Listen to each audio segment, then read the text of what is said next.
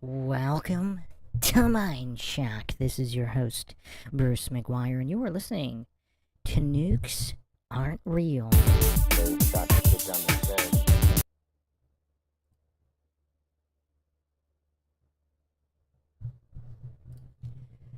Let's try this again. Welcome to Mindshock. This is your host, Bruce McGuire, and you are listening to Nukes Aren't Real, the most shocking conspiracy, episode 2. We're going to get into the radiation dosages, or the alleged radiation from the alleged bombs, and the medical effects thereof, with tons of receipts for the coincidence theorists. So, welcome everyone. Hopefully everybody's checked out part 1 and all the receipts there. We got Jess Palmer in here, Clark Rice, PSYOP within a PSYOP, Flat Bob, PIMP, BB, Pebbles, Something Simpler,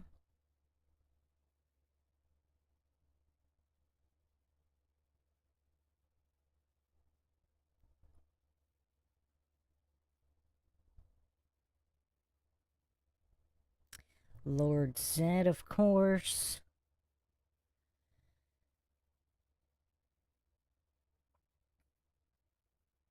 Bill,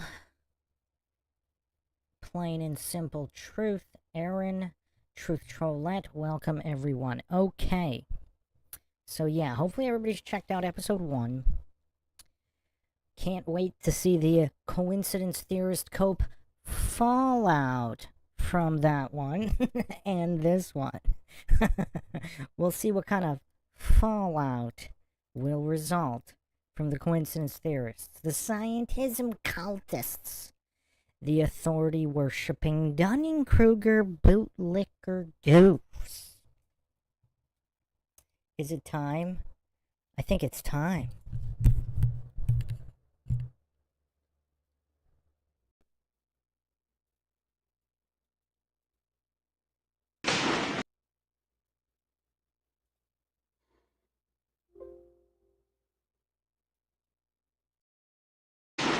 You think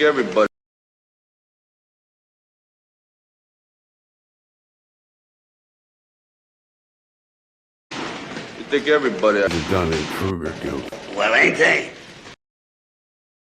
You think everybody has a Dunning-Kruger goof? You think everybody has a Dunning-Kruger goof? Well, ain't they?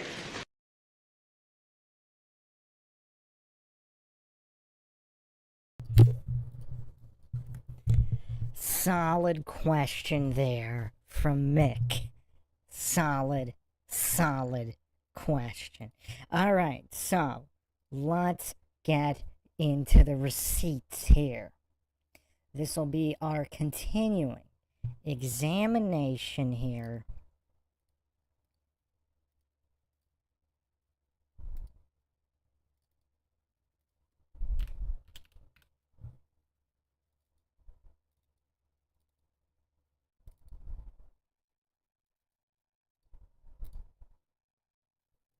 from mpalmer.heresy.is here in his write-up with plenty of receipts here.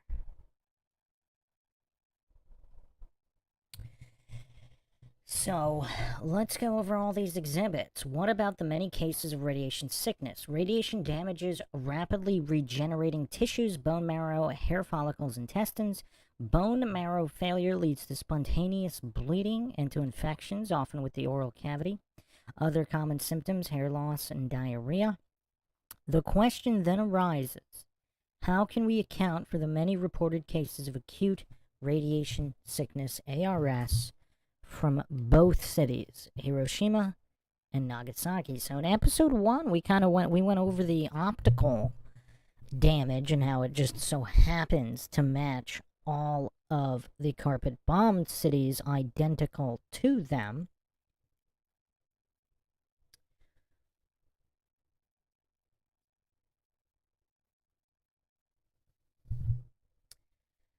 And of course, we had a little bit of technical issues at the beginning and audio issues as well.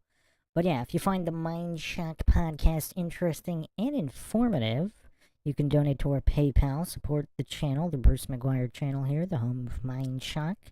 You can donate to our PayPal. Just check the link in the description. Make sure you subscribe to the channel, like and share, Twitter, Facebook, Reddit, and Patreon. Even the free Patreon tier will give you the updates if YouTube is not. And you can also become a YouTube member right here on YouTube. Help support the channel. That way, questions, comments, theories, thoughts, suggestions, rebuttals, debunkings of any kind, leave them in the comments section. Or if you were with us here live in the live chat, I'll try to get to all of them.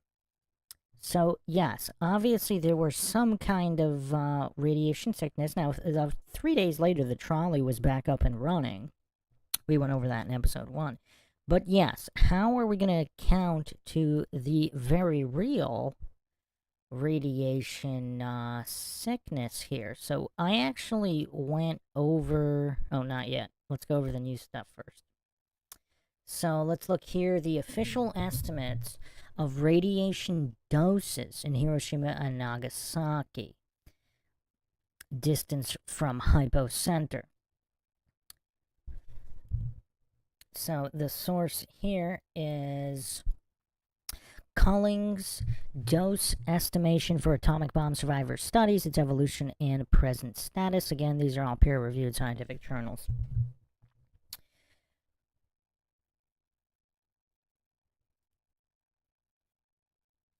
Quote, the radiation doses were truly acute, being received almost completely in a matter of seconds. Doses from residual radiation are generally believed to be small. We will begin examining whether the times and places at which radiation sickness occurred can be reconciled with the story of the A-bombs. This slide, which shows the officially approved radiation dose estimates, provides 3 important pieces of background for this inquiry. It makes clear that 1, all those exposed out in the open within 1 kilometer of the hypocenter should have suffered ARS and died.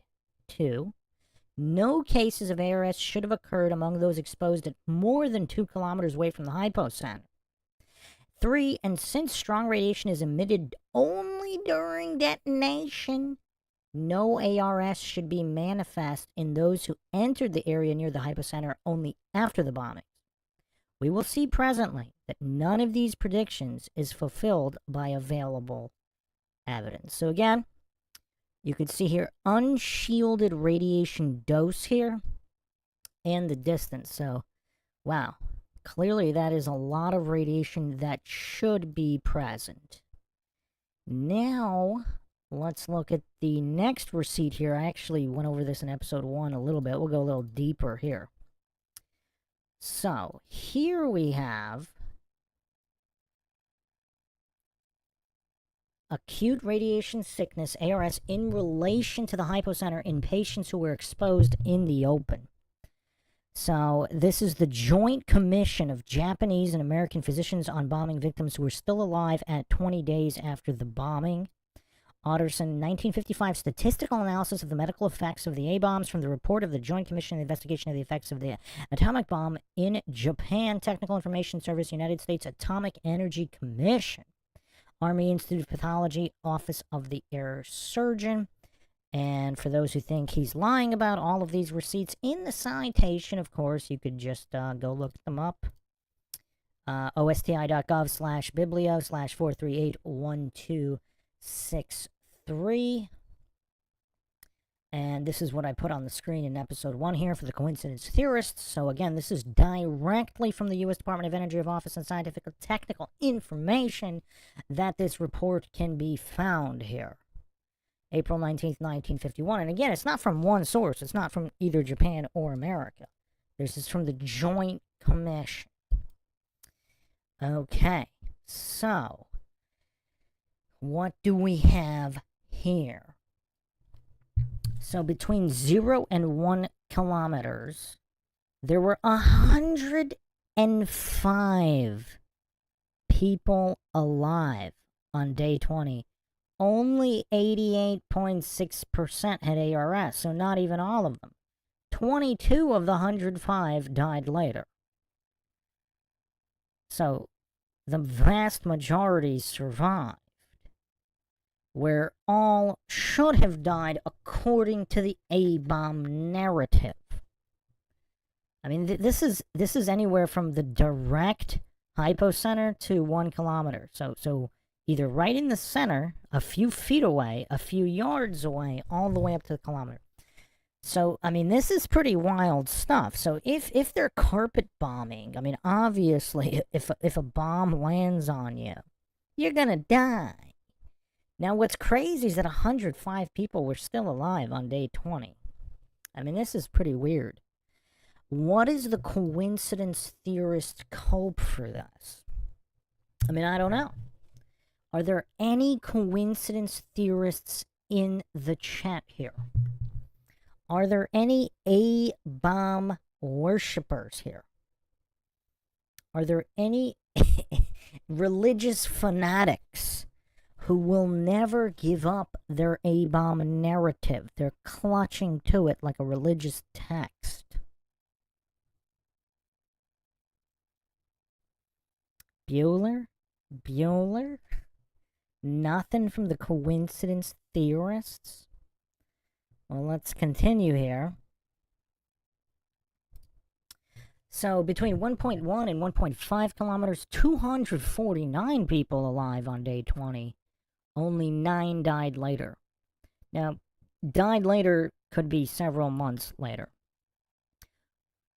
So, it's possible a lot of them could have died years later, but this is how many were alive on day 20 and how many died within the next few months. I mean, since such a minuscule percentage are dying later, I mean, theoretically, it could also have died later. I mean, how many of them had other health issues? Were all of them 100% healthy with 0 medical conditions? I mean, this is like a wooden shanty town, a lot of it. I mean, some of these people are in poverty. I don't know if 100% of them were perfectly healthy before the bombing. So how many, like what percentage died from other causes? Or a combination of both. I mean, if you're not healthy and you get bombs dropped on you, you get carpet bombed. I mean, that can't be healthy.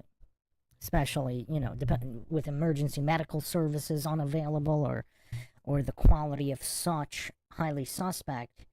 I mean, yeah, it's kind of hard to say that 100% of them were all completely healthy and died only as a result of the bombing. But even if that were true, look how many people survived initial bombings. You know, non-nuke, non-atomic bomb bombings, just standard, conventional carpet bombings. Not everybody dies instantly. People can die later. So, again, the coincidence theorists always, you know, spam these false dichotomy logical fallacies as if they could only have died from radiation or a nuke, and it's just completely impossible for them to die from any other types of bombs. I mean, just the level of goofery for some of these zealots. These Oppenheimer zealots. So, 249 alive on day 20. Only 42.6 have ARS, whereas all of them should have had ARS. And only 9 died within the next few months. Between 1.6 and 2 kilometers, 689 are alive on day 20. Only 14.2% have ARS, which might... I mean, that's the middle area where that might be consistent. 4 died later. Over 2.1 kilometers away, 590, between 2.1 and 2.5, 590 alive on day 20, 6.8% with ARS. 1 died later, but none should have ARS, according to this estimate of radiation doses, the official narrative. 2.6 to 3 kilometers, 192 people alive on day 20. 7.8% have ARS. Again, none should have that. 3.1 to 4 kilometers away, 159 people alive. 3.8% have ARS. Also, none of them should. And 4.1 to 5 kilometers away, 68 alive on day 20, and 2.9% of them have ARS somehow. That's interesting. Huh. Again, do any coincidence theorists, do any authority-worshipping scientism cultist bootlickers have an answer for any of this?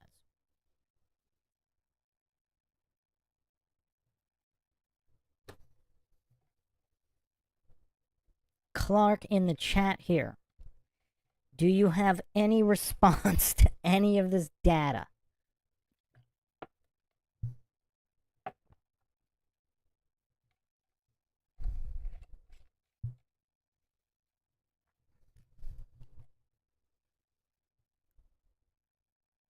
BB in the chat says, my mind is getting shocked is okay as long as it doesn't crack.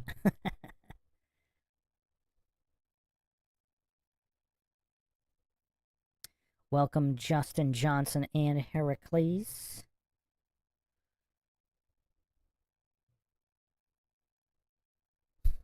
Plain and Simple Truth says, I'm usually more of an F-bomb kind of guy.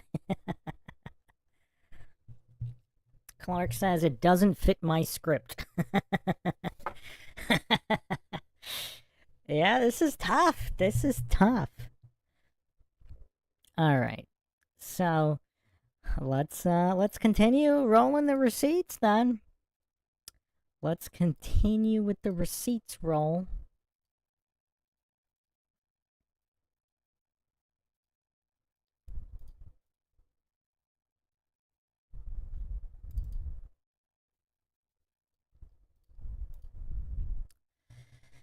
So we have here the miraculous survival of unsurvivable explosive force and radiation.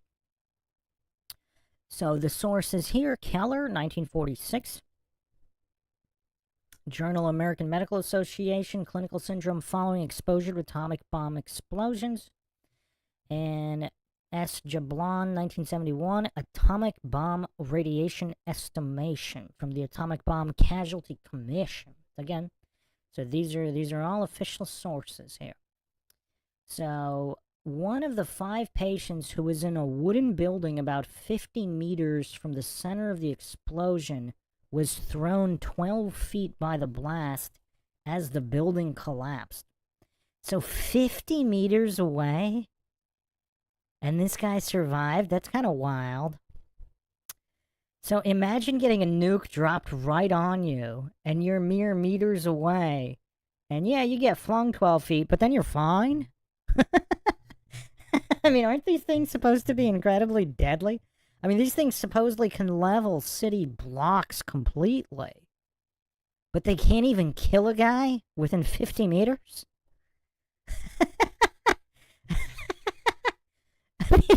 I mean, wow. I mean, wow. Again, peer-reviewed scientific journal here, 131, 504-6. So, yeah, I mean, this is crazy. This is crazy. So this guy was in a wooden building, so not even concrete, no reinforced steel. This guy's in some kind of wooden shack, and he gets flung 12 feet. But other than that, he's fine. I mean, he probably has a couple scratches. I mean, it doesn't even say he had any broken bones. I mean, maybe he did, but this is a survivor here. So you can get an A-bomb dropped upon you that can supposedly level city blocks.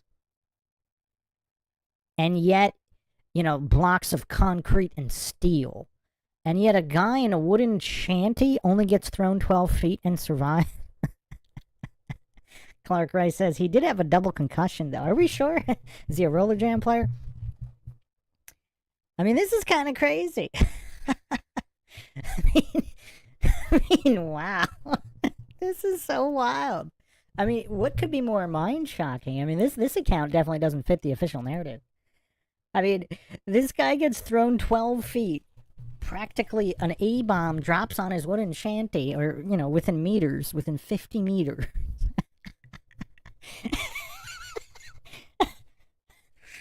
and he just gets thrown 12 feet, not even 15 feet? I mean, I don't know how they know if it was exactly 12, based on where he was in the room and the size of the building. I mean, 12 is quite specific. He doesn't even get thrown 15 feet, he only gets thrown 12 feet from an A-bomb? As the building collapsed. Interesting. I mean, this is stuff that supposedly can completely decimate multiple city blocks and kill everybody within a large radius. Yet this guy's 50 meters. Wow. So, official scientific commentary on a survey from the 60s, quote, those survivors who are amnesic from the explosion have substituted for their actual experiences a satisfactory surrogate. That's interesting. So the first quote is from an early report by an American physician. Again, this is Keller, 46, clinical syndrome following exposure to A-bomb explosions. Gives an extreme example of survival that is impossible to reconcile with the story of the A-bomb. The second quote illuminates the malfeasance of hapless researchers who were confronted with such survivors in the 50s and 60s when taking their histories in order to estimate the radiation doses. They simply wrote off the survivors' recollection as mere elaborate fantasies. And this is Jablon, 1971, from the A-Bomb Casualty Commission. And this is actually reminiscent of even, let's say, the Columbine. In Columbine, you have over 100 witnesses who saw individuals other than Harrison Klebold, and yeah, they're just gaslit. Just like these so-called researchers simply discard whatever testimonies do not match whatever the official narrative is crafted to be by the powers that be.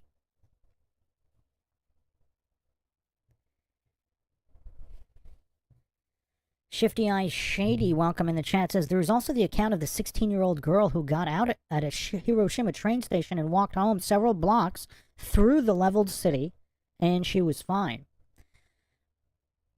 Clark says the West Point Hospital is named after Keller. That's interesting. Wow. Wow.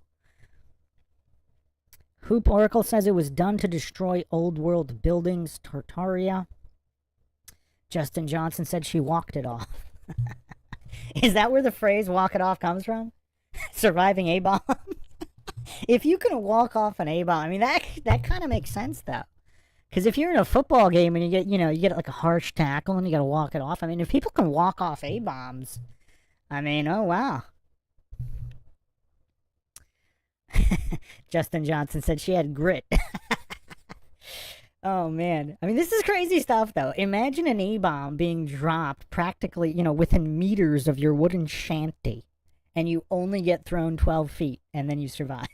I would like to know if there was a further examination. Did he even break a single bone? This is crazy stuff. Oh, man, this is wild. This is wild. I mean, who thought these were the types of receipts you'd be getting? I mean, obviously this is Mindshock, so those in the know. But how many people thought there would be this level of receipts here? Welcome, John Smith. I mean, anybody who's seen the Seagal series on Mindshock knows we bring the receipts. The coincidence theorists get buried in receipts. They get absolutely drowned in receipts.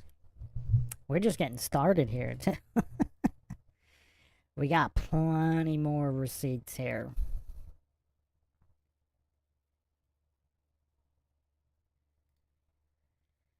Alright, so let's look at this here. The complete failure of the official radiation dose estimates. Do we need to come up, like, what does official mean? In a post-2020 world, whenever there's official numbers, I mean, what does that mean? Does that lead anybody to believe that they're credible? Like, how often is the official narrative correct about anything?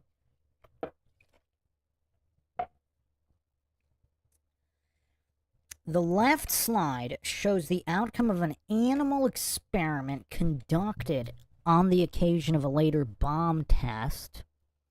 Source here is McVitie, 2012, the acute gastrointestinal subsyndrome of the acute radiation syndrome, a rhesus-Macaw model. And this is Health. All official peer-reviewed scientific journals here are the sources. And then there's also the LSS report, mortality and acute effects dataset. And from the survivors of Hiroshima and Nagasaki. Okay. So, the rhesus monkeys showed a very regular response to radiation with a steep and decisive transition from survival to death across a fairly narrow dosage range. A similar transition, but shifted to the left, should have been observed with acute radiation sickness in the survivors of Hiroshima and Nagasaki. However, we see that the dose estimates have almost no predictive value. Patients at any given dose may or may not have suffered the radiation sickness. This might be expected if indeed there was no bomb radiation. So again, let's look at this with the ARS, and let me bring up... Let me bring this chart up again. So, between... I mean, this is kind of crazy. So you have people, you don't even have 100% of people having ARS right in the hypocenter, less than a kilometer away. 88.6 did, but not 100. So there were people right in the immediate area with no ARS, and 105 still alive on day 20. And then you have less than 50% with ARS up to 1.5 kilometers at a distance. All should have had ARS. And then you have random people with ARS over 2.5 kilometers away. Even at 5 kilometers, you still have ARS. Is that more consistent with bombs and various gases associated with bombs that are just dropped randomly across a city, as opposed to a single A-bomb that would have outward radiation very, very consistent? I mean, these are just the basics of logic here. I mean, these are basics. Are there any coincidence theorists left in the chat? Can anybody answer this?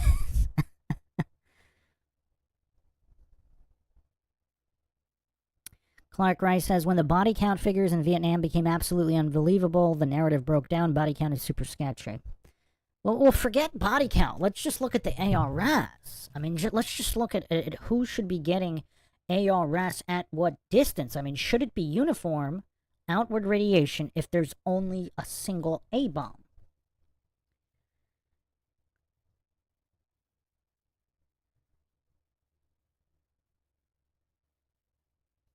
Justin says, all the numbers they ever give you ain't worth a velvet painting of a whale and dolphin getting it on. That's interesting. Pebbles Something Simpler says, blows my mind sometimes when I walk into the women's bathroom. What? What? Wait, what? Was that in reference to radiation?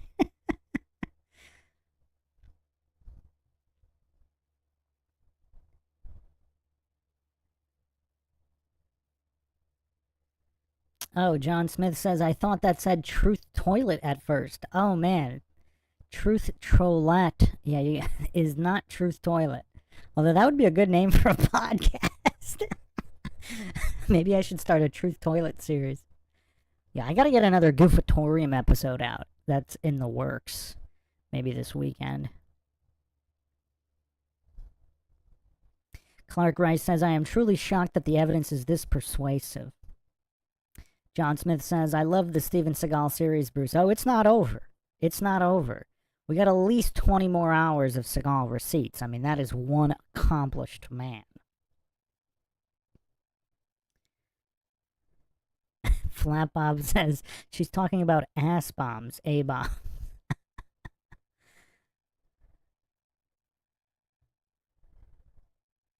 Clark says, I worked with special operators to do BDA, battle damage assessment. It can be guesswork when everything is debris.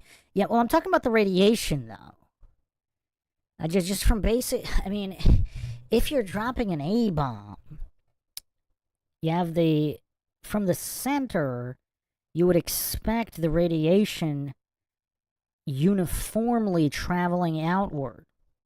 But then look at these dose estimates from the survivors. It's all over the place. You have more ARS sufferers further away. It's weird. It's like there's no consistency to it anyway, unless, of course, a city was carpet bombed. Is this what we would expect from carpet bombing?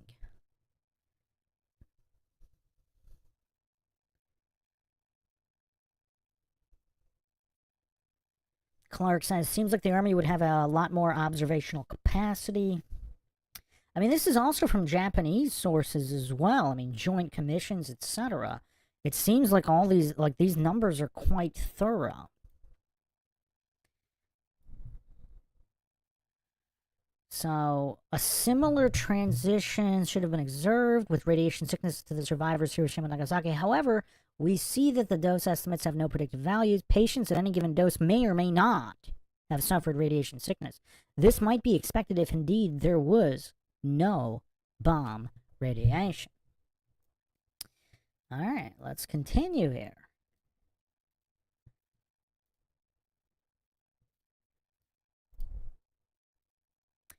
Colonel Ashley Otterson, MD, on radiation effects in Hiroshima.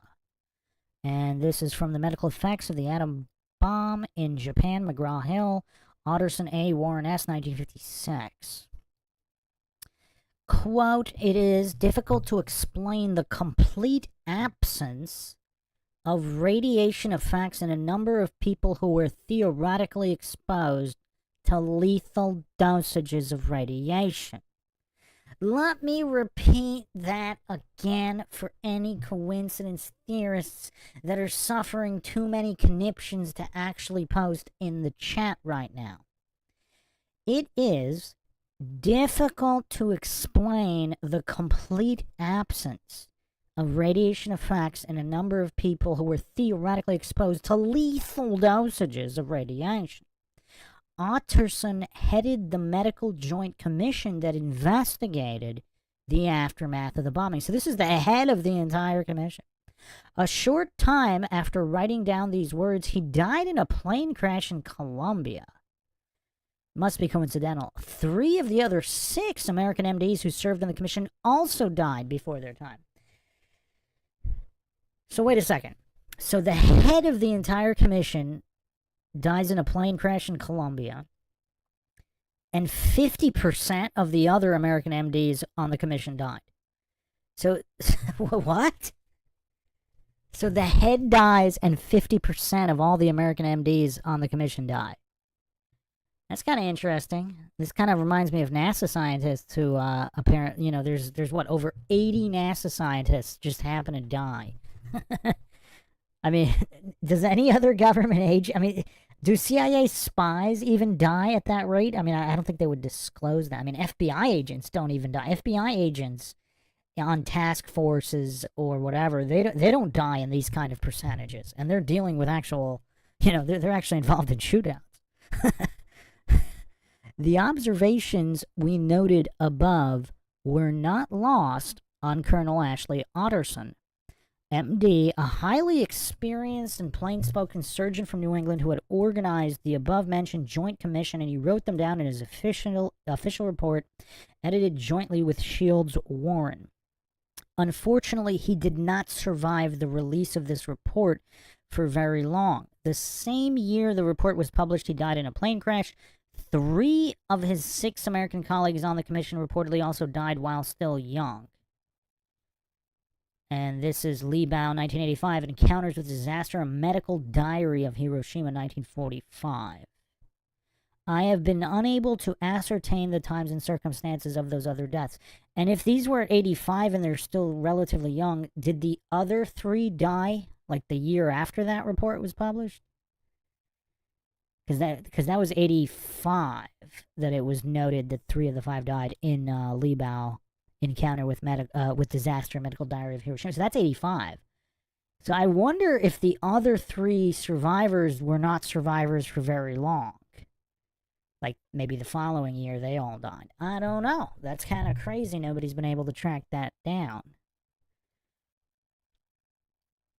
What's the coincidence theorist cope for that? Hoop Oracle says the Kandahar giant military crew died too. Oh man, let's not get into that. Clark says a lot of CIA plane crashes in Colombia, and not just in Colombia. Hoop Oracle says cover your tracks.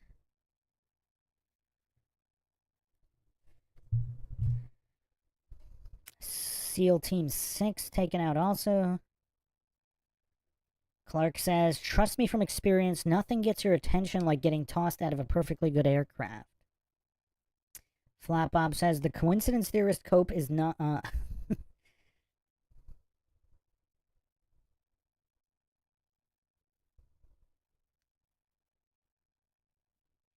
John Smith says, I wonder how it matches up with what was supposedly observed in the alleged Chernobyl disaster in the 80s. Okay.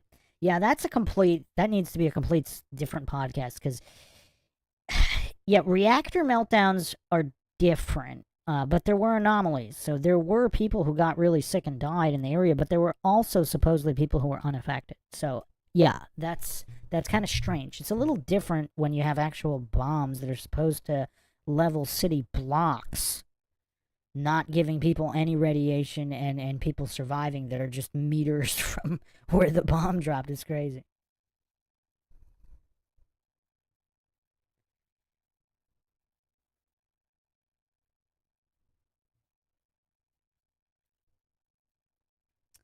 Okay. So let's continue here. I'm sure all those deaths were coincidental. Alright.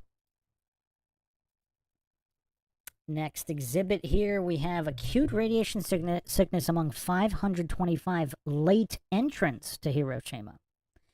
So days spent within 1 kilometer of the hypocenter.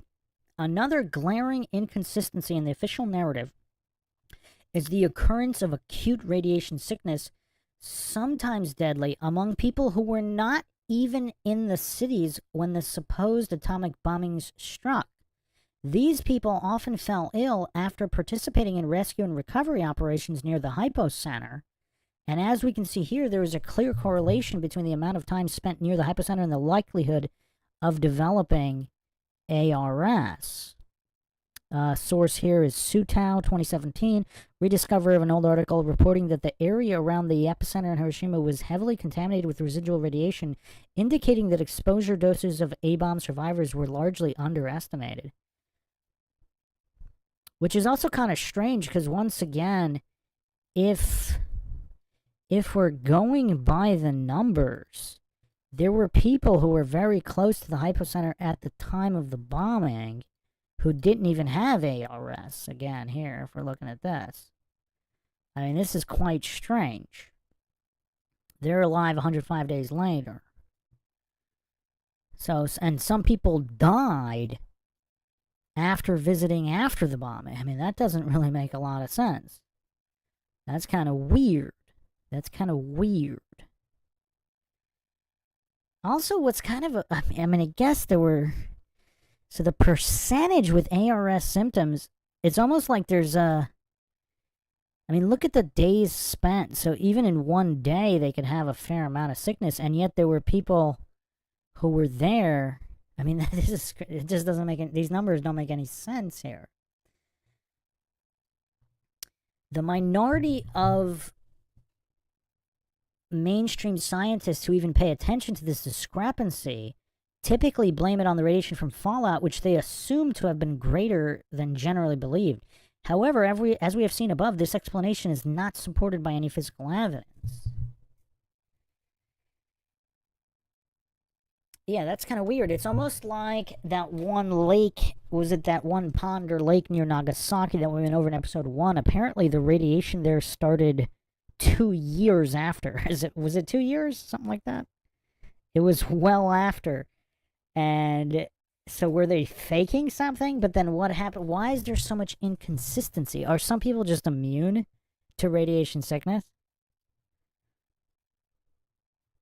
Or is there something else going on here?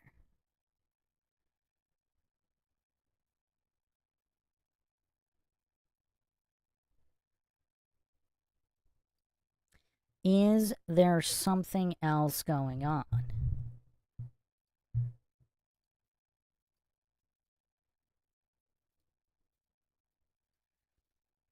So here's the summary here. Acute radiation sickness in Hiroshima. Survivors among those exposed in the open within 1 kilometer of the hypocenter refutes story of atomic bomb. Victims among those who were far away from the hypocenter or even outside the city would not be explained even if an atomic bomb had gone off. Right, because they're outside the radiation zone and they still have, I mean, it's kind of weird.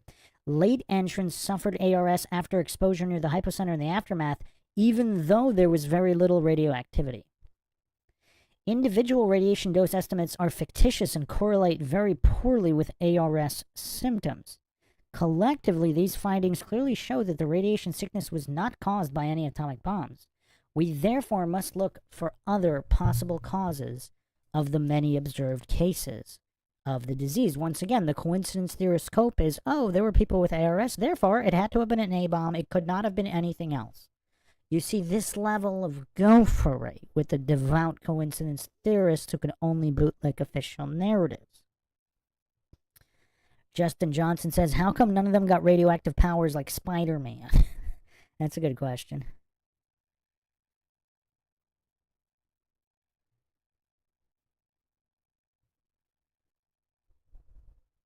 Clark says they did get superpowers, they just died before they could use them to fight evildoers. Heracles says they could have irradiated the food or water.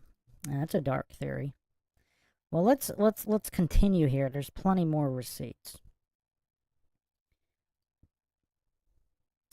So let's look here. If not bomb radiation, what else might have caused radiation sickness? And our sources here. Nishimura published in 1995 in JAMA 274-520-2, Censorship of the Atomic Bomb Casualty Reports in Occupied Japan, a complete ban versus temporary delay. 18 was Osada, 1980, Children of Hiroshima. And 19 here, Burchett, The Atomic Plague in Rebel Journalism, The Writings of Wilford Burchett. Okay, so Professor Masao Suzuki, quote, immediately after the explosion of the A-bomb, some gas permeated. Many reported that when inhaled, it caused acute sore throat or suffocating pain. Yoshiaki Wada, a schoolgirl, quote, my mother breathed the poison gas from the A-bomb. That's why she was so bad. Hisato Ito, a schoolboy, we started to feel listless and began to lose our hair because we had breathed the gases when the A-bomb fell. Wilford Burchett, my nose detected a peculiar odor unlike anything I have ever smelled before. It is something like sulfur, but not quite. The Japanese believe it is given off by the poisonous gas still issuing from the earth soaked with radioactivity. It turns out that the answer is readily at hand. Witness testimony provides a wealth of clues as to the possible cause of the symptoms which resemble radiation sickness. A single book collecting testimonies from Hiroshima schoolchildren contains no less than 13 explicit references to poison gas, 2 of which are quoted here. Masao Suzuki was a professor of medicine who led the Japanese side in the Binational Joint Commission. Wilford Burchett, a journalist, managed to sneak into Hiroshima in early September, then off limits for civilians, and wrote a trenchant report on the experience. That's curious. So September was off limits, but the trolleys were running 3 days later, the trams. Interesting. I mean, I guess they were rescue efforts or something, maybe. But some businesses supposedly were open right away, too. Both his quote and those of the children suggest that the people had been told a tale about A-bombs producing poisonous gas, which is, of course, wrong. The question, then, is what kind of poisonous gas would fit the witness testimony and the observed cases of radiation sickness?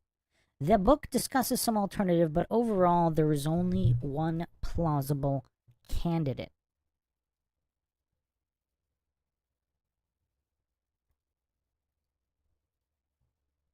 Mustard gas. Sulfur mustard. Battle gas used by both sides in WW1 smelled likened to garlic, onions, rotted eggs. oily fluid with high boiling point can persist in the environment for months, causes radiation like damage to bone marrow, hair follicles, and intestines, causes chemical burns to the skin and to the lungs when inhaled, effective systemic uptake through skin or mucous membranes, causes shock and capillary leak syndrome. The U.S. had stockpiled mustard gas in WW2 and also had it filled into aerial bombs.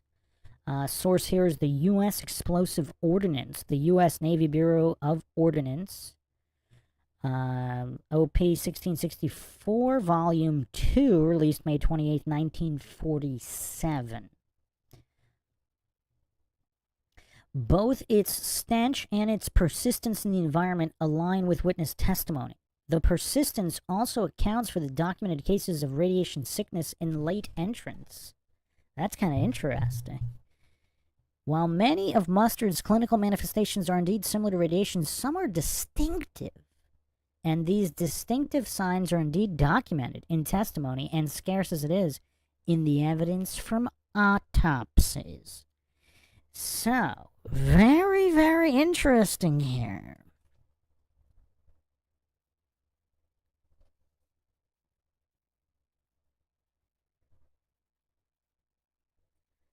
Miss Rex Murphy in the chat says, have you talked about Galen Windsor? Can't talk about sketchy nukes without Galen. No, we're still going through the receipts here. The Hiroshima and Nagasaki receipts.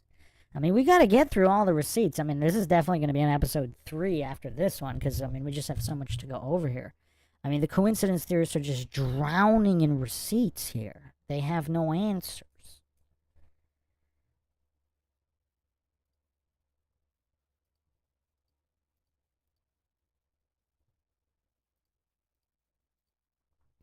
So the observation in early fatalities here: capillary leak syndrome, extreme thirst, people drinking from rivers, pools, puddles, swollen bodies and faces, lung toxicity, traumatic asphyxia, froth oozing from their noses and mouths, blue swollen faces, bleeding from mouth, nose, ears.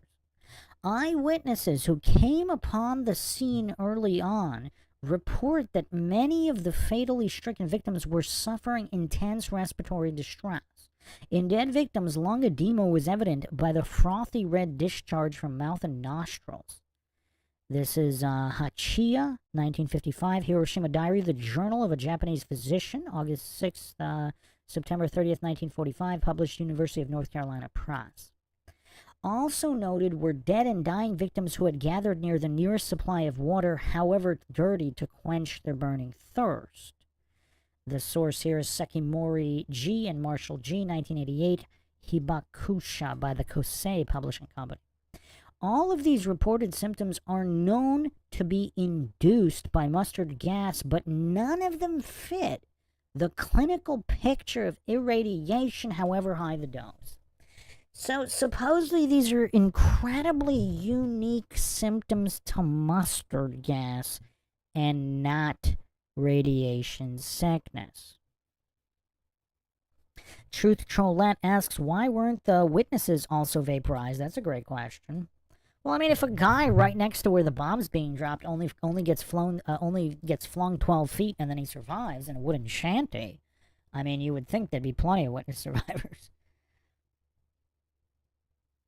Clark asks, what about the people who were straight up vaporized in a flash shadow? We're probably going to have to get to that in episode 3, because I'm mostly going with the radiation here, but yeah, there are some interesting there are some interesting accounts for sure. But if a bomb got dropped on you, would it not flash? Would there not be a big bang? I mean, even random fireworks have flashes.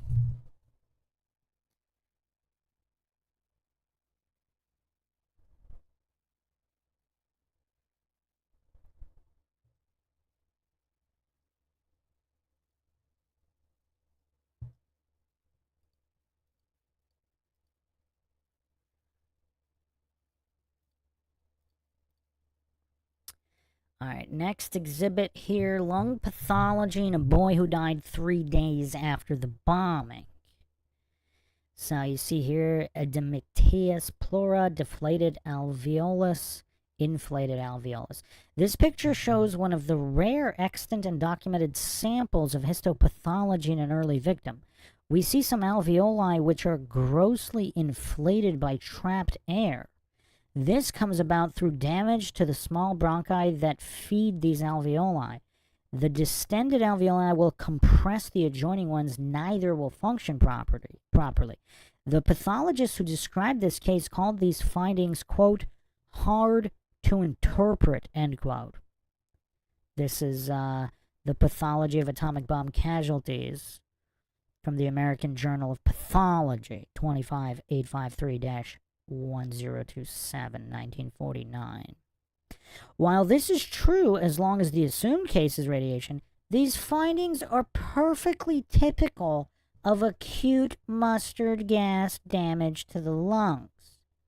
Gilhurst, H.L., 1933, The Residual Effects of Warfare Gases. Curious. Very, very curious.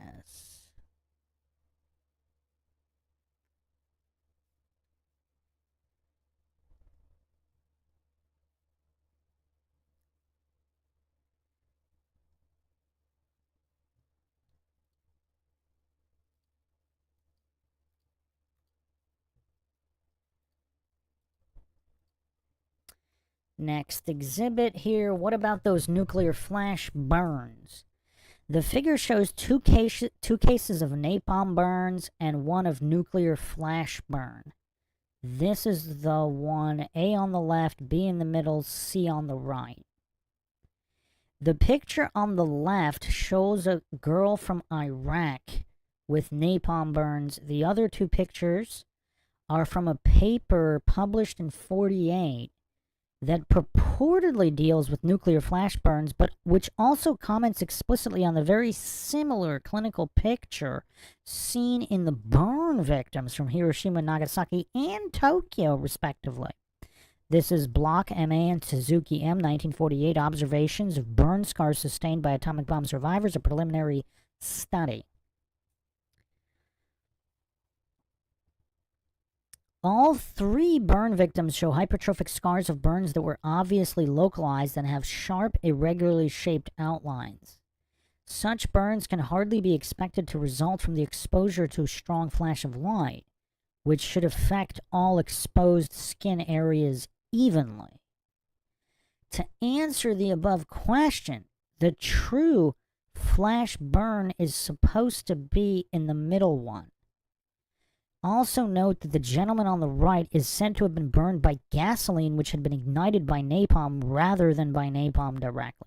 That's a good point, though. If flash burns, why would a nuclear flash burn only affect a small portion of exposed skin? That doesn't really make any sense.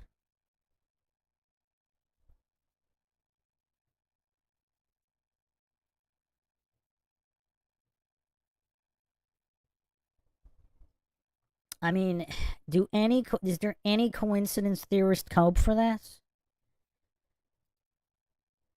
I mean, the amount of receipts here, I mean, does any of the official narrative stand up to any kind of logical scrutiny here?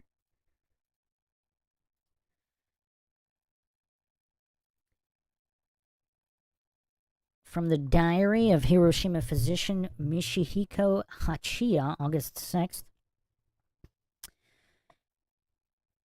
Quote, others moved as though in pain like scarecrows, their arms held out from their bodies with forearms and hands dangling. Some strange thing had deprived them of their clothes. The use of napalm in Hiroshima is supported by multiple lines of evidence, including eyewitness testimony. This quote by Dr. Hachiya evokes the famous napalm girl picture that everybody has seen from Vietnam. Nudity is described by many eyewitnesses. In all likelihood, the victims had simply torn off their clothes in order to get rid of the burning napalm, which was sticking to them.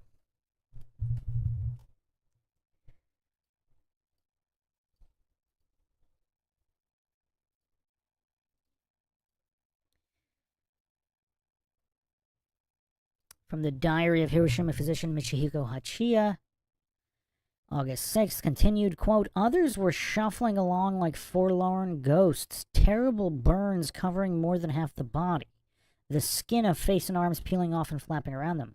Quotes such as this one can be found aplenty in the literature about the two, in quotations, atomic bombings, and again, pictures to match it can be found in the photographic record from Vietnam. And this is the story of Kim Phuc, the photograph and the Vietnam War.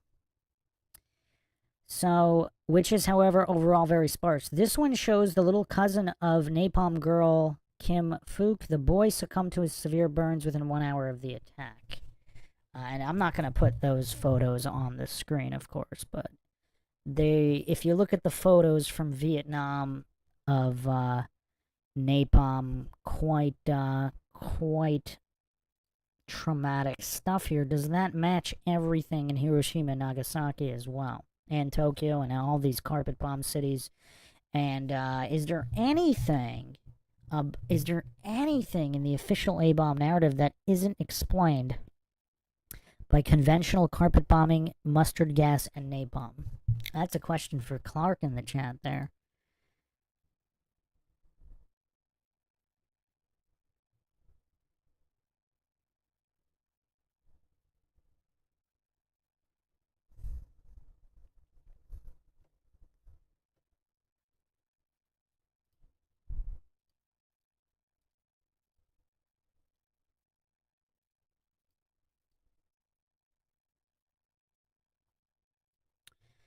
Here's a retinal burn in an American soldier who looked at a nuclear bomb test in the 50s. How many clinical case reports do we have of retinal burns from Hiroshima and Nagasaki?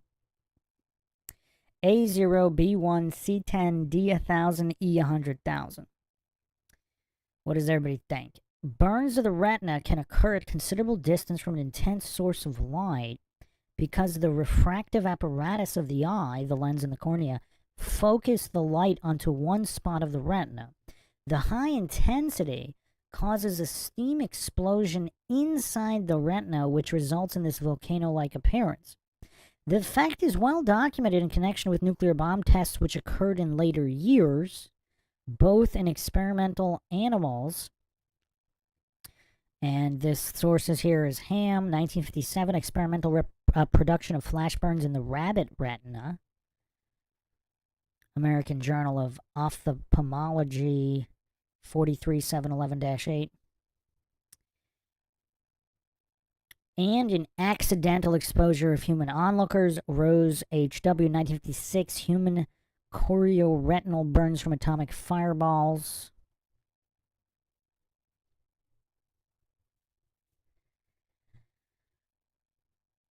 However, it is notable by its absence from the medical literature on Hiroshima and Nagasaki.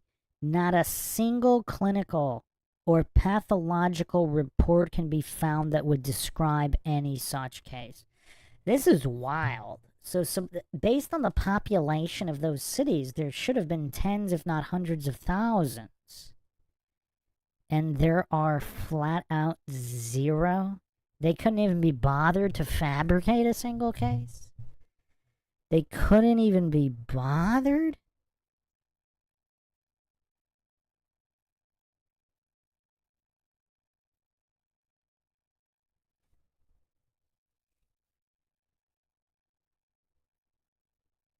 I mean, wow, you would think they could at least fabricate one. Not even one? I mean, wow. I mean, absolute wow here.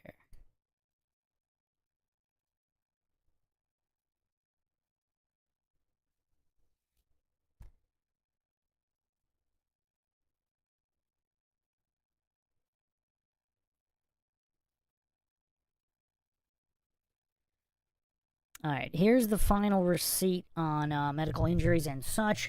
Delayed burns, an example from Dr. Hachiya's diary, August 6th. I opened my eyes. Dr. Sasada was feeling my pulse. What had happened? I must have fainted. August 7th, Dr. Sasada, who had looked after me yesterday, lay on my left. I had thought he escaped injury, but now I could see that he was badly burned. His arms and hands were bandaged. August 8th, Dr. Sasada's face was more swollen this morning than yesterday, and blood-sustained pus oozed from his bandaged arms and legs. August 9th, Dr. Sasada was worse this morning. His temperature had increased and he was weaker. Burns caused by burning napalm should, of course, be manifest immediately, and this was indeed the case with many victims. On the other hand, the chemical burns to the skin caused by mustard gas are known to become manifest only with some delay. Eyewitness testimony contains numerous descriptions of burns which fit that pattern, as with the colleague described in this excerpt from Dr. Hachiya's diary. Several days later, Hachiya notes in his diary that his colleague developed spontaneous bleedings. Several days later, which is consistent. Bone marrow damage by mustard gas. Yeah, very curious. Very, very curious here.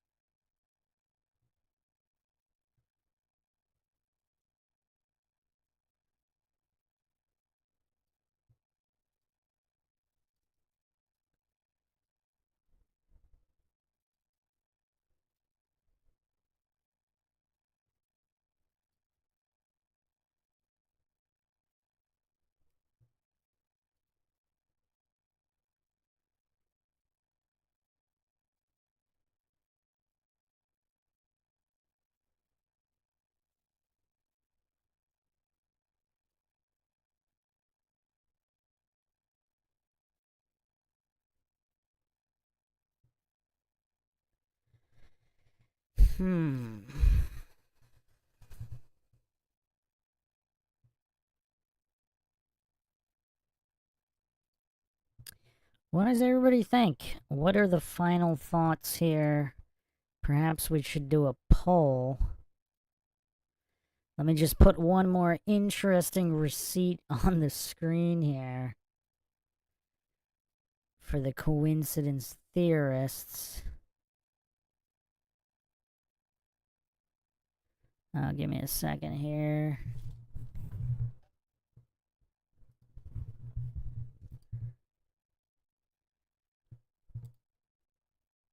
So, New York Times, August 1st, 1990. Hiroshima study finds no genetic damage. That's curious.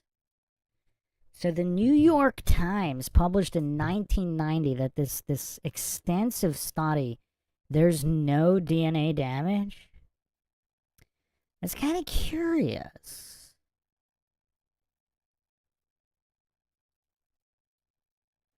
That's pretty curious, isn't it?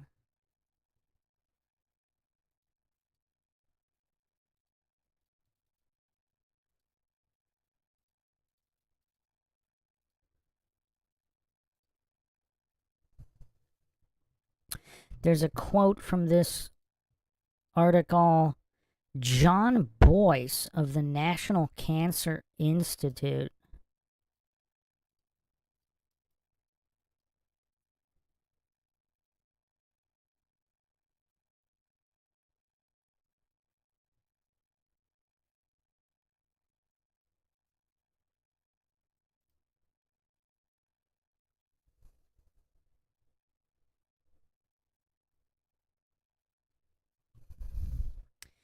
There's actual coverage here from the Tampa.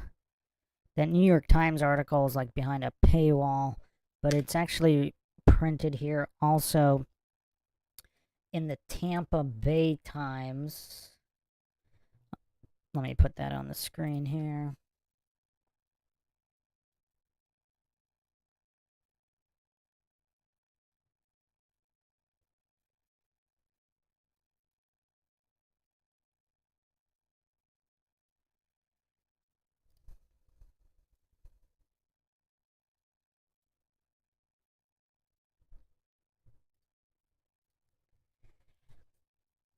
I mean, I can only imagine the coincidence theorists cope at all of this.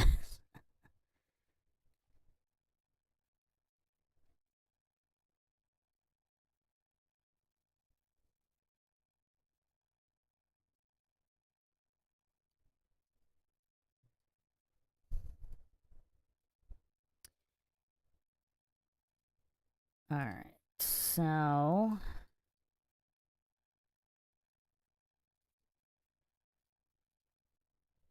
Yeah, here it is. Atom bomb didn't cause genetic mutations. A 40-year study of thousands of Japanese who survived the A-bombs dropped on Hiroshima and Nagasaki shows radiation exposure did not cause genetic damage that could lead to human mutations, a researcher said Tuesday. Study of 70,000 offspring, quote, failed to identify an increase in congenital abnormalities, cancer chromosome aberrations, or mutational blood protein changes, and quote, this is John Boyce of the National Cancer Institute. I mean, is there any evidence at all that actually matches the official narrative here?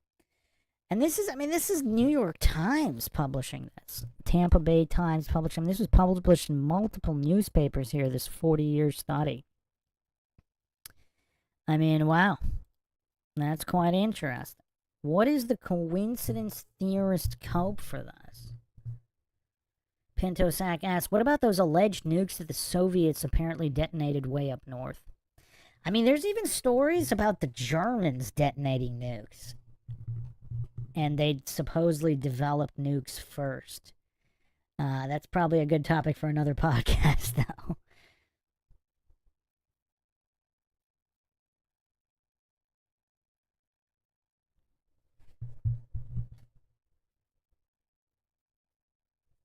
BB asks, is the original study paper available? You know, I couldn't find it.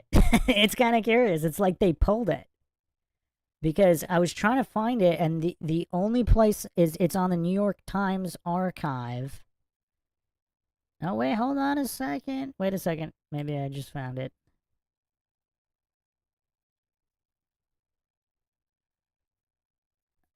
Okay, hold on a second. I wonder if this is the one. Not sure, because they don't name the exact study. They just say it's a 40-year study. Huh. I wonder.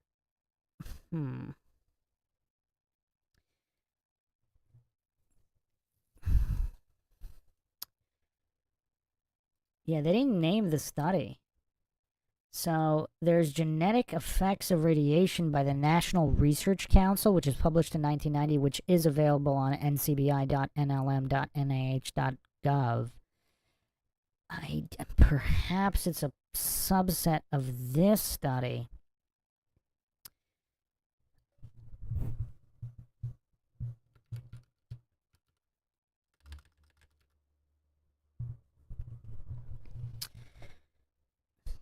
So there is a reference to other studies here, but I don't see the numbers of the tens of thousands, so maybe it's not this one.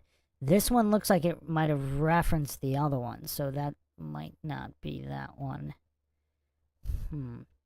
Now, there is a Japanese website here, but it's not coming up for me. Oh, wait, here we go.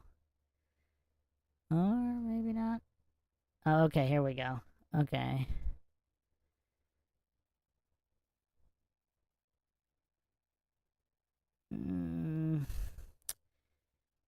It says genetic effects of radiation in the offspring of atomic bomb survivors. This actually looks.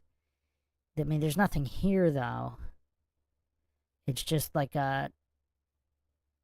Oh, okay. For more detailed explanations.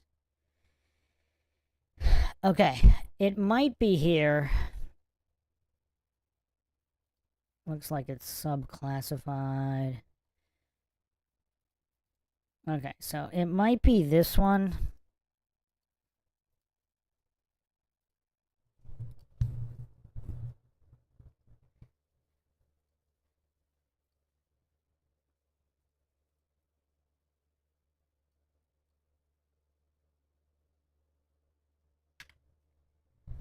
Okay, I think it's this one.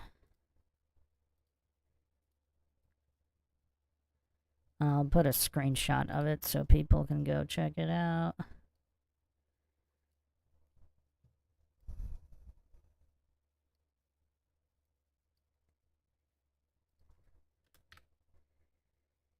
Okay. Yeah, it looks like it's all here. It's just organized a little weird. I'm guessing that this is it. May or may not be, but... So this is the URL here.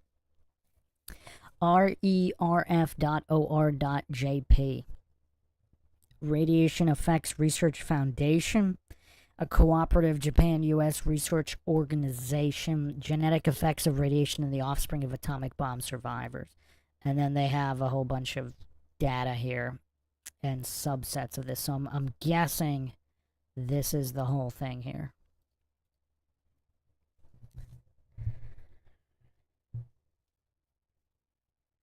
Unless, I mean, there might have been multiple. It does refer to multiple studies, so I guess there's multiple studies. Justin Johnson says another big receipt is that all the nuke tests, thousands allegedly, have never had long-term fallout. Nevada even advertised a motel that can watch them exploding in the distance. That's interesting.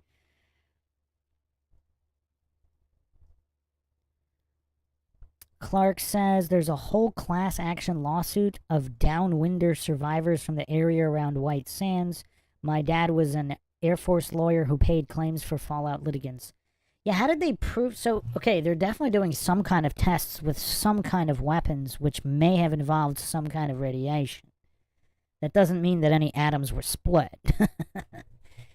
But yeah, no, I mean, the government's been involved. I mean, the poisoning of St. Louis. I mean, they're straight up spraying poisonous gas throughout the streets of St. Louis. So clearly they're doing something, but that doesn't mean nukes or A-bombs are real.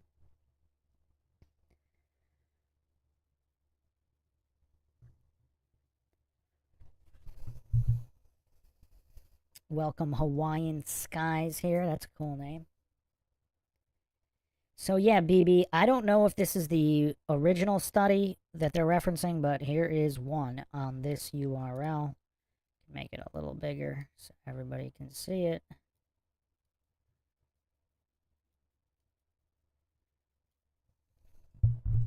If you're just listening, it's rerf.or.jp/en/program/roadmap_e/health_effects-gene-efx-en. And that is the Radiation Effects Research Foundation, cooperative Japan-U.S. research organization. And it's kind of curious. There's only two. It was published August 1st, 1990 by Tampa Bay Times and New York Times referencing this. And then, of course, you have John Boyce of the National Cancer Institute saying that there was a failure to identify an increase in congenital abnormalities, cancer chromosome aberrations, or mutational blood protein changes. So that means there's an increase. So they already had X amount of these diseases and issues. So there was no increase. It remained the same amount before and after. So that's curious. I mean, that's definitely curious.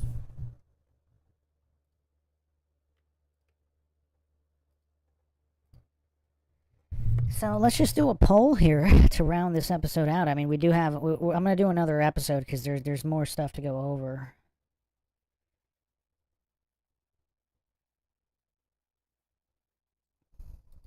Actually, let me put one more thing up on the screen. I was going to actually go over this in episode 1. But a lot of goofs hallucinate that, you know... these kind of effects. I mean, look at... So, supposedly, this is New York Times as well. First atomic bomb dropped on Japan. Missile equal to 20,000 tons of TNT. So, on renewvietnam.org, calls Vietnam the most bombed place on Earth. American aircraft dropped over 5 million tons on bombs in Vietnam, the largest bombardment of any country in history. That's more than twice the tonnage the U.S. Air Force dropped in all of World War II. So that's a curious stat here. Look how decimated Vietnam looks. I mean, Vietnam looks more decimated than Hiroshima and Nagasaki.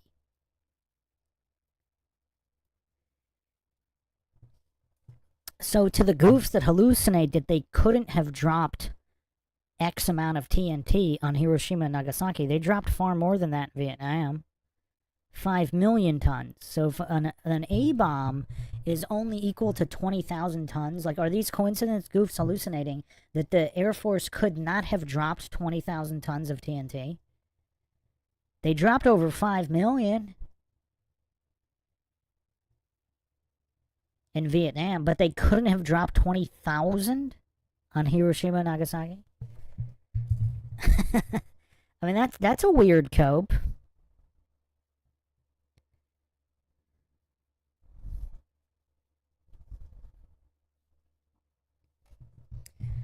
Clark is saying they could not have dropped 20,000 tons of TNT. Why not? They dropped, what, 2 million in World War II in Europe, but they couldn't have dropped 20,000?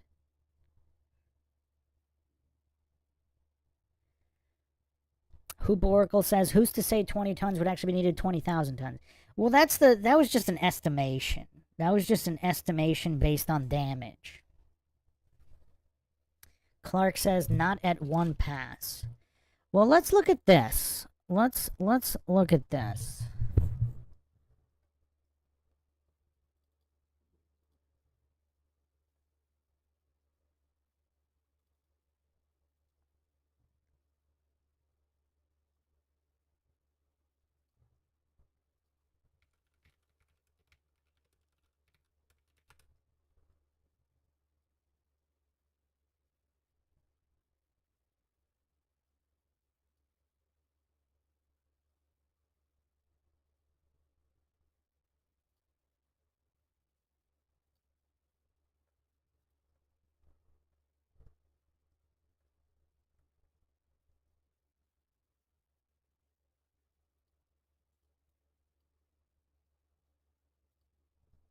Just give me 1 second to pull up these images.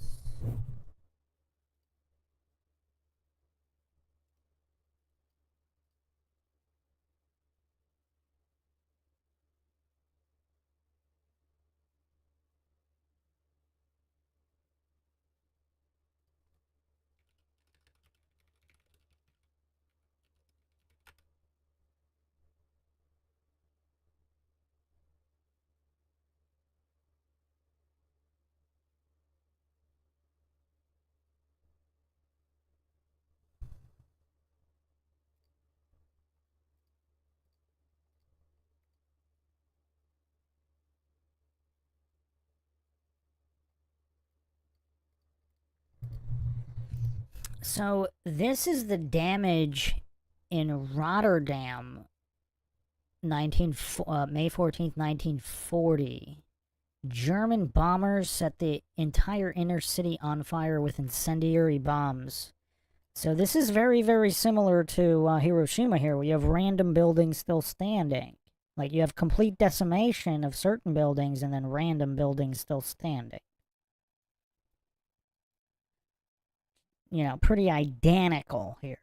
And in the Rotterdam Blitz, this was actually all done supposedly with only 97 tons of bombs.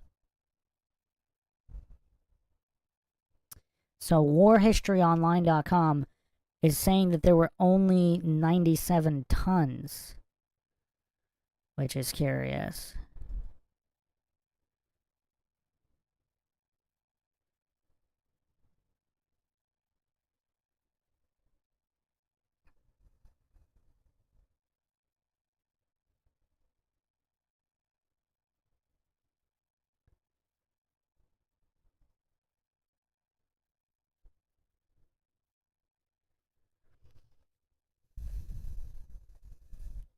Also, I mean, what exact bombs were used? Because obviously they could have developed... I mean, obviously they put a lot of money into the Manhattan Project. Let me put up an image here of Tokyo being bombed. See what the reported amount of tons on Tokyo, because Hiroshima and Nagasaki supposedly looked identical to Tokyo, or even not as bombed as Tokyo and some other cities here. So let's compare.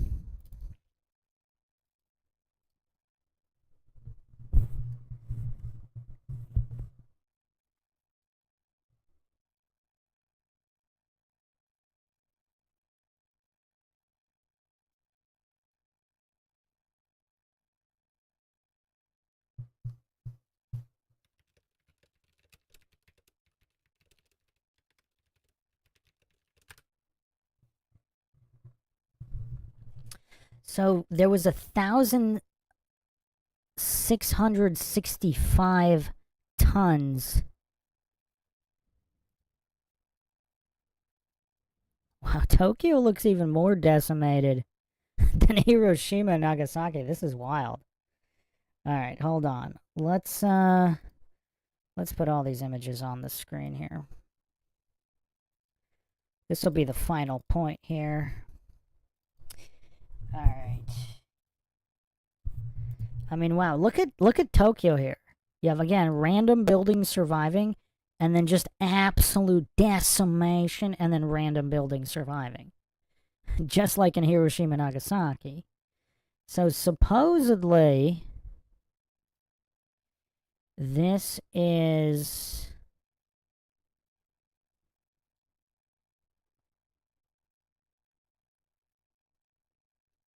Wow, 40% of Tokyo's housing was lost.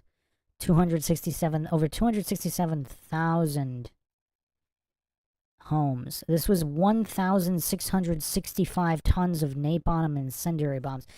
Yeah, I mean, it's kind of interesting on the comparisons to TNT, so we don't really know exactly. But it's actually, yeah, Tokyo looks worse than supposed A-bombs. I mean, this is crazy. This is from above here. I mean, this is absolute decimation. I mean, it's more believable that Tokyo was A-bombed than Hiroshima or Nagasaki. This is all Tokyo here. I mean, look at this level of decimation. You still have the random buildings surviving. But yeah, this is crazy. I mean, an A-bomb is supposed to be incredibly powerful.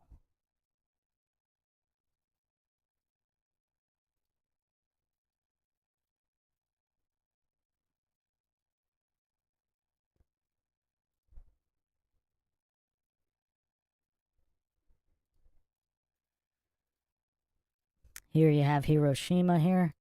Hiroshima on the right, Tokyo on the left. You know, the random buildings surviving. I mean, there's really no distinction here. I mean, Tokyo looks like a lot more decimated, but just the terrain and random surviving buildings just looks absolutely identical. Identical. And again, as we went over in episode 1, I mean, the official investigation into the differences in bombing found no differences. This is also Hiroshima here on the right. Tokyo on the left, Hiroshima on the right. Yeah, Tokyo looks far more devastated. But the style of destruction looks pretty much the same. And the guy that actually specifically investigated all of this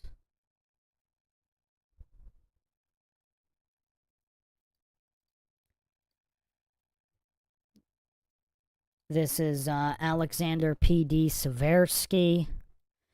To my utter astonishment, Hiroshima from the air looked exactly like all the other burned out cities I had observed. For 2 days, I examined Hiroshima and looked for the ball spot. It wasn't there. I searched for other traces of phenomena that could reasonably be tagged unusual. I couldn't find them. And this is all documented in his book, Air Power, Key to Survival. This guy's a military pilot and aeronautical engineer. And he was sent on an inspection tour to Germany and Japan's bombed out cities. So this guy's saying there was no difference. In the images, we see no difference. I mean, is there anything more to even discuss here?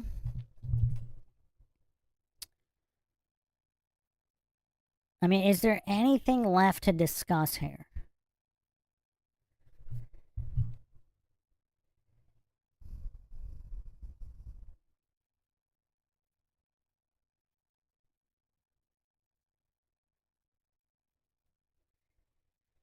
Clark says that's not the tonnage of TNT. Very little TNT was. I mean, that's what's reported, but again, obviously it depends on how you're comparing and equivocating other types of bombs to TNT. I don't know how accurate it could be.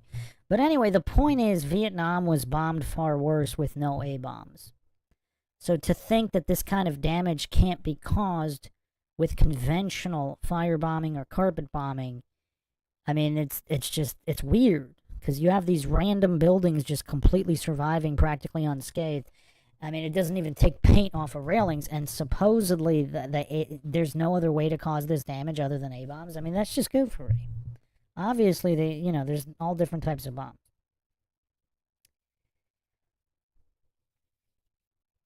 All right, let's round this out with a poll.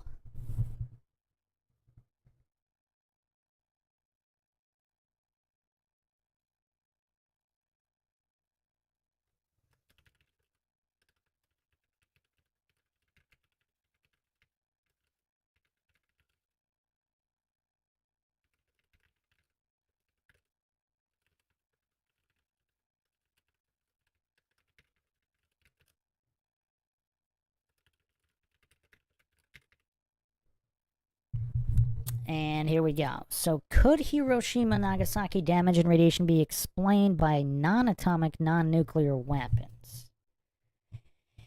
And let's see if there's any coincidence theorists left in the chat. So we have 8% saying no. So there's a coincidence theorist in the chat here. So they're saying it's impossible that this kind of damage that looks absolutely identical to Tokyo and other cities could not have been caused by non-A bombs. And then we just went over all the medical reports of mustard gas and napalm and the unique properties of mustard gas that are present in Hiroshima and Nagasaki, where they shouldn't be if there's supposedly A-bomb radiation. And yet we still have at least one coincidence theorist here saying no, 6 or 5% too trigger to answer. I mean, that's acceptable. That's understandable. 89% saying yes. 90%. Clark Rice says it's me. Really, Clark? After all of this? Just because it's possible that there could be other explanations, that doesn't mean that it wasn't the A-bomb. But if you're that religious and dogmatic in the bootlicking of official narratives, you would discount any possibility other than A-bomb. Now, is there any actual evidence that supports the A-bomb? I mean, we just went over all the allegations. I mean, nothing seems to match up here. Wojo in the chat says this episode was a blast. Yeah, I hope everybody enjoyed it. So 91% say yes, 5% no, 5% too triggered to answer. Pinto says, I thought we beat this out of Clark last night. Clark actually commented. Didn't you comment on the episode 1 that you were set straight on this? Now you're going back again? All right. Well, that's it for now. We will have episode 3 coming. I don't know if I'm going to do it super quick. We have the Missing Panama Hikers episode 3 coming up soon. And then also I have another Goofatorium episode coming up. I was picking on the youngins in the previous Goofatorium series. We're going to go after the elderly this time around. All right. Hope everybody found another edition of the Mindshock podcast interesting and informative. If you want to help support the channel, help support logic and reason, return to a world where it is quickly going extinct, you can donate to our PayPal. Just check the link in the description. Make sure you subscribe to the channel, hit the bell for notifications. If that's not working, you can also become a member on Patreon. Even the free tier will get free notifications. Like and share Twitter, Facebook, and Reddit. You could also become a YouTube member right here on YouTube. Help support the channel that way. Questions, comments, theories, thoughts, suggestions, rebuttals, debunkings of any kind, leave them in the comments section. This is Bruce McGuire signing off. Catch you guys next time.